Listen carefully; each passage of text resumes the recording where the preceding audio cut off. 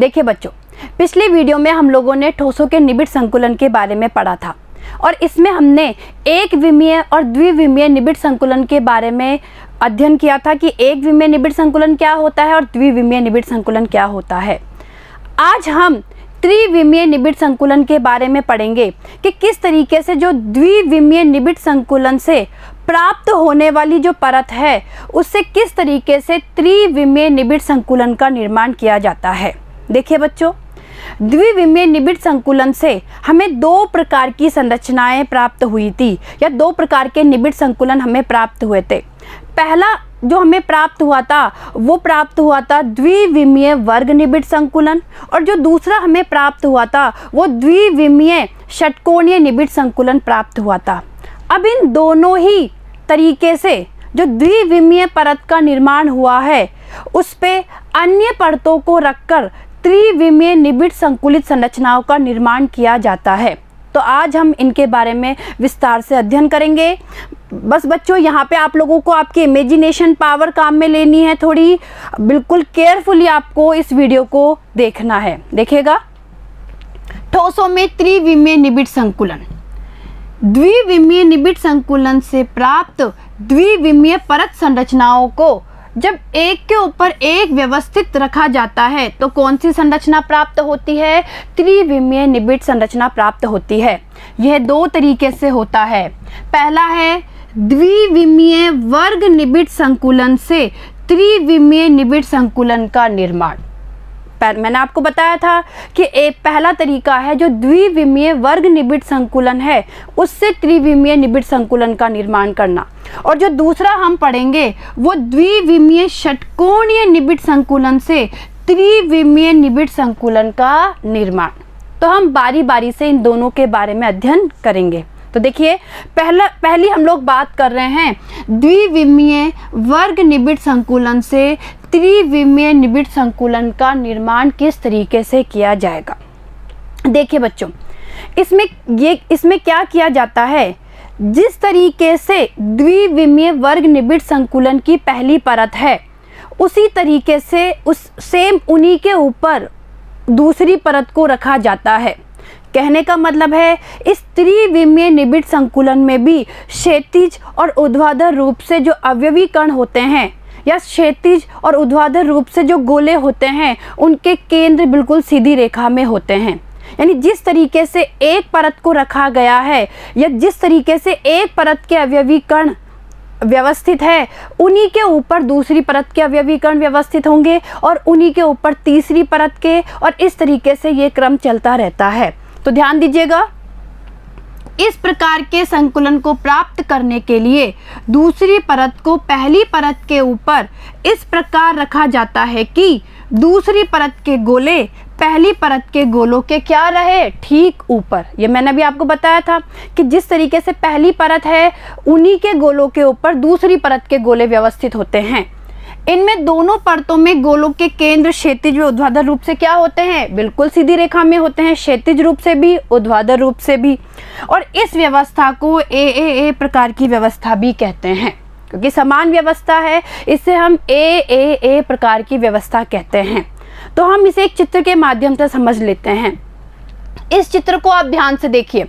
अगर आप लोग ध्यान से देखेंगे तो तीनों एक्सिस में X axis, Y axis, Z axis, यानी अगर हम तीनों एक्सिस की बात करें एक्स, वाई और जेड, अगर हम तीनों अक्षों की बात करें, तीनों एक्सिस की बात करें तो तीनों एक्सिस में जो अवयवी कणों की व्यवस्था होती है वो एक जैसी होती है। ए पैटर्न होता है। देखिए आप, ये कोई अवयवी कणों की एक सीधी लाइन है, फिर ये रही, फिर ये, इस तरीके से भी अवयवी कण बिल्कुल एक सीधी रेखा में व्यवस्थित है। और जो ये परतें होती है, ये देखिए, ये करके ये जो एक परत है इसके ऊपर ये दूसरी परत व्यवस्थित है। ये पूरी परत है बेटा, ये पूरी ऐसी परत है अवयवी कणों की। तो आपने क्या देखा कि एक के ऊपर एक व्यवस्थित है। देखिए, तो इस तरीके से जो जालक बनता है,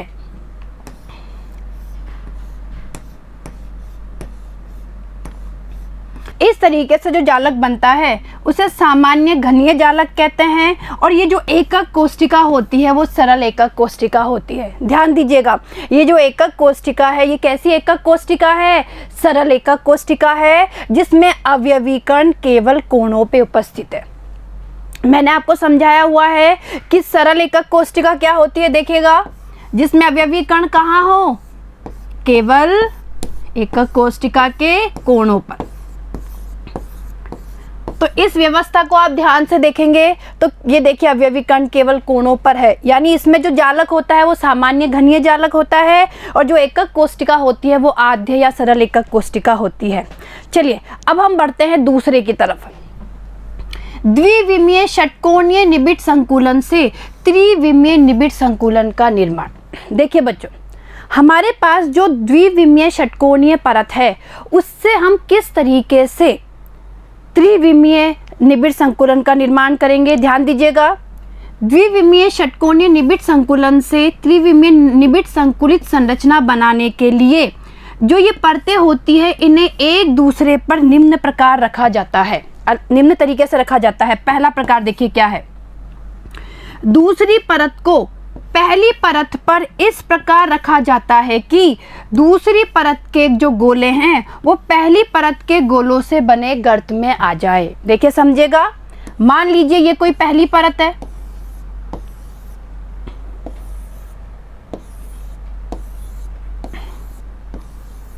ये कोई पहली परत है, ठीक है बच्चों, ये पहली परत है। अब इस पहली परत के ऊपर हम दूसरी परत को रख रहे हैं, तो दूसरी परत को इस प्रकार रखा जाता है कि जो दूसरी परत के गोले हैं वो पहली परत के गोलों के द्वारा निर्मित गर्त के ऊपर आ जाए। तो देखिए ये गर्त बन रहे हैं, ये देखिए गर्त, तो इनके ऊपर आ गया, एक इसके ऊपर आ गया, ध्यान दीजिएगा बेटा, आ गया, फिर एक इसके ऊपर आ गया, फिर एक इसके ऊपर आ गया, फिर एक इसके ऊपर आ गया।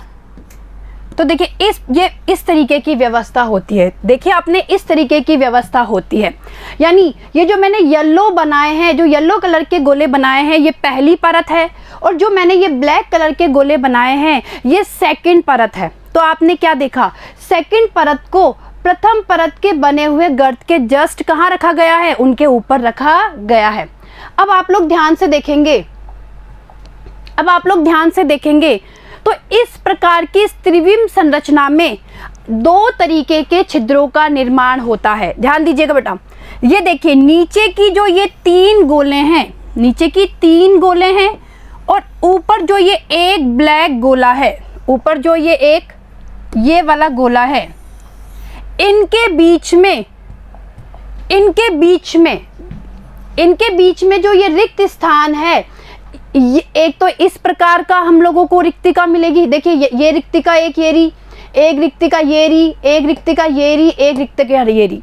एक तो हमें इस प्रकार का स्पेस या इस प्रकार की रिक्तिका मिलेगी, और एक प्रकार की रिक्तिका आप देखेंगे कि ये नीचे के जो तीन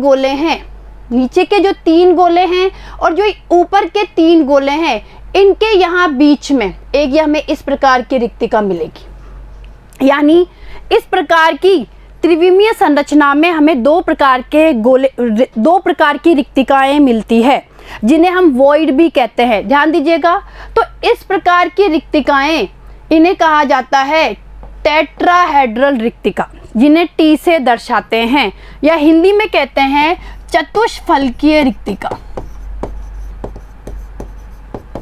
चतुष्फलकीय रिक्तिका। और इस तरीके से जो ये वाली जो रिक्तिका बनी है, जिसमें नीचे के तीन गोले और उसके ऊपर के तीन गोले, यानी ये जो रिक्तिका बनी है जिसे O से डिनोट किया है मैंने, इन्हें कहा जाता है अष्टफलकीय रिक्तिका। इन्हें कहा जाता है अष्टफलकीय रिक्तिका। तो देखिए इन रिक्तिकाओं के बारे में हम आगे से और विस्तार से अध्ययन करेंगे कि ये चतुष्फलकीय रिक्तिका क्या होती है और अष्टफलकीय रिक्तिका क्या होती है। एक बार आपको बस ये पता होना चाहिए कि किस तरीके से षटकोणीय द्विविमीय निबिड़ संकुलन से हम त्रिविमीय निबिड़ संकुलन का निर्माण करेंगे। तो पहला तरीका आपको समझ में आया होगा।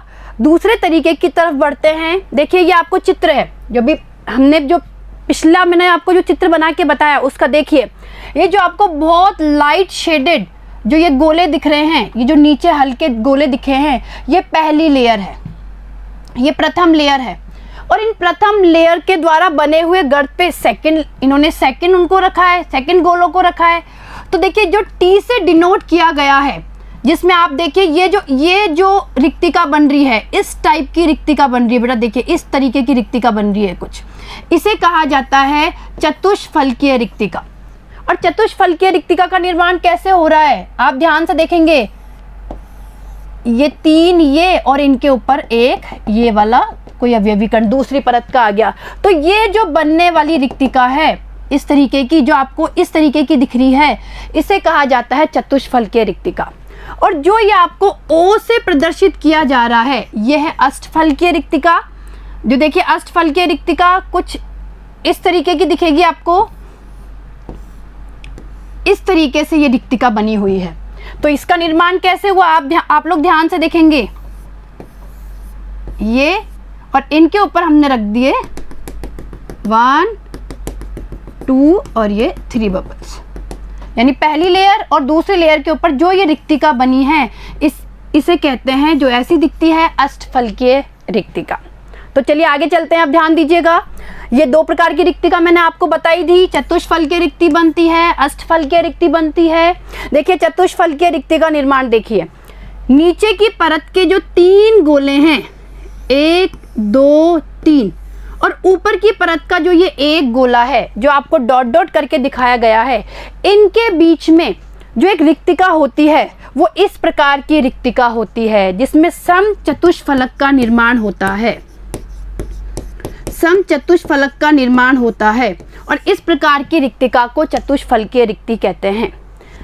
अब बात की जाए अष्टफलकीय रिक्तिका की, तो देखिए नीचे वाली जो परत है उसके 3 गोले और ऊपर वाली परत के जो आपको डैश डैश करके दिखाए हुए हैं, ये 3 गोले, यानी कुल कितने गोलों से घिरी हुई, 6 गोलों से घिरी हुई जो रिक्तिका होती है, उसे अष्टफलकीय रिक्तिका कहते हैं। और ये कुछ इस तरीके से दिखती है और एक अष्टफलक का निर्माण होता है।